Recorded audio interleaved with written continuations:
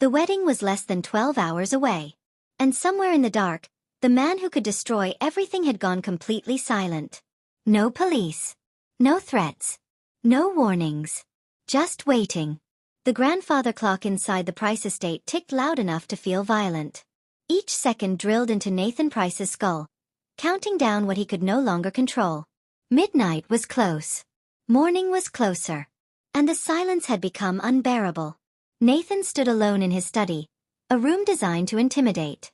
Dark wood. Heavy leather. A massive window overlooking empty Alberta land swallowed by rain and darkness. Power lived here. Control lived here. At least it used to. His reflection stared back at him in the glass. Perfect on the surface. Tailored shirt, expensive watch, rare scotch in hand. But his eyes betrayed everything. Wide. Restless. Afraid. The fear had started Saturday night. One call. One sentence. Ty Borden is free. Nathan had expected chaos after that. Sirens. Headlines. Police at the gate. But nothing came. Saturday passed. Sunday dragged on. Monday arrived with the same unbearable quiet. Ty didn't expose him. Ty didn't accuse him. Ty vanished. And that scared Nathan more than anything. The phone rang. Nathan jumped, spilling scotch onto his hand. His heart slammed as he grabbed the phone, until he saw the name. Amy. Her photo smiled up at him. Soft. Trusting. Innocent. He answered, forcing calm into his voice. Hey. You should be sleeping. I can't, Amy said.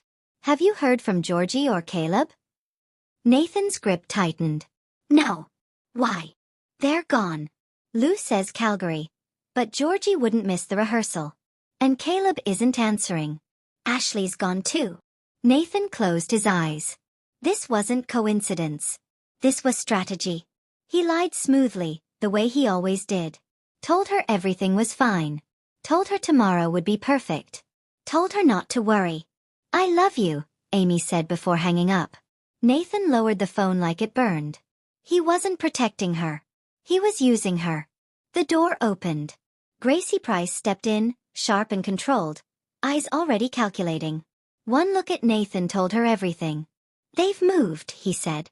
Georgie. Caleb. They're with him. Gracie didn't flinch. Of course they are. Why hasn't he gone to the police?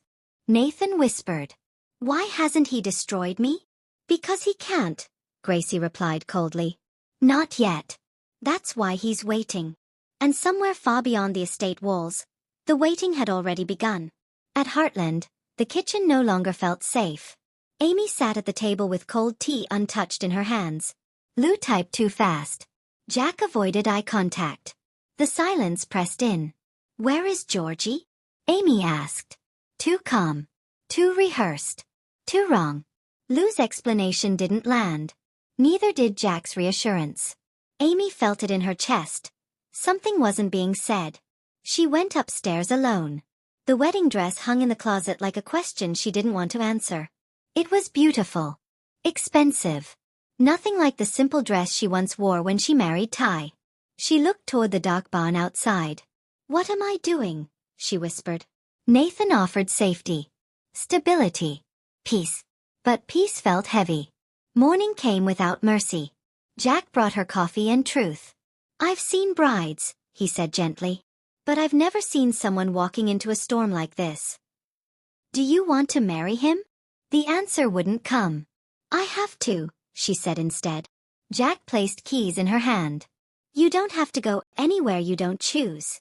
For a moment, she almost ran. But guilt won. The aisle stretched long and white. Nathan waited at the altar, smiling too tightly, eyes scanning the crowd like a hunted man.